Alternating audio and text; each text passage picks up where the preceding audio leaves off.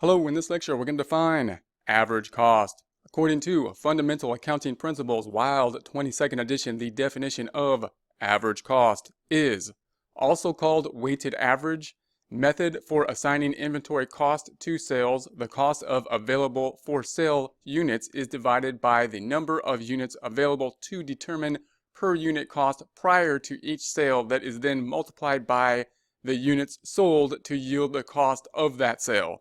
Breaking this down, we are talking about an inventory method. So it might be called the average cost, or it might be called the weighted average cost method, being a method to value the inventory. For example, if we sell something like coffee mugs will be much the same in nature. We don't want to specifically identify the cost of each coffee mug, assigning something like a serial number to each coffee mug, because they are identical. That would be a waste of time, waste of resources, waste of money.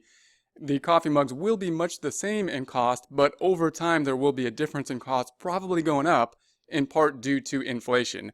So, for example, under a weighted average method, we can take the average cost, and this is similar to a method that would be estimating to FIFO, LIFO. This is the weighted average method to give an estimate of what the cost is. So if we start off with 100 units at $50, that's how much we paid for them. Then we purchased more units. We're going to say that we purchased, in this case, 400 more units at $55. Cost went up, notice. That means that we purchased 22,000 more dollars worth of units. Now we need to determine, when we sell these units, which ones did we sell? Did we sell them at 50 or did we sell them at 55? What's the cost of the units that we sold? Under an average method, we're going to take the average. How do we calculate the average? I'm going to take the first 100 units at the 50 plus the 400 at the 55. We're first going to count the number of units, being 500, 100 plus the 400, then the total dollar amounts, the 5,000 plus the 22,000, giving us the 27,000. Units, 500, dollars, 27,000. If we then take the $27,000 divided by the 500 units, we get a unit cost of 54.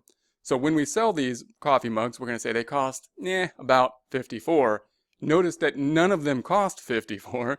They actually cost 50 or 55, but the average is about 54. Closer to the 55 than the 50, you might be saying. How did the average get on the high side here? And the reason is because we only had 100 units at 50. We had 400 units at 55. Therefore, we kind of took the weighted average. And that means that we had the 54 being closer to the high side because we have more mugs that cost more money. That $27,000 worth then what would be recorded on the trial balance and on the balance sheet. The dollar amount, of course, not the units being represented on the financial statements. When we then sell the units, say we're going to sell some units, then the question is, what's the cost of those units? Not the sales price, but what's the cost? They might give us the sales price, has nothing to do with the cost necessarily. The cost here was 50 or 55 and the average was 54. Therefore, if we're going to sell 420 units, then we're going to say that they cost $54 because that's the average. And that means that the cost then, the cost of goods sold in this case would be $22,680. What then would be left? Well, we have the 500 minus the 420 gives us 80 units left. They all cost about $54. Therefore, we have 4,320.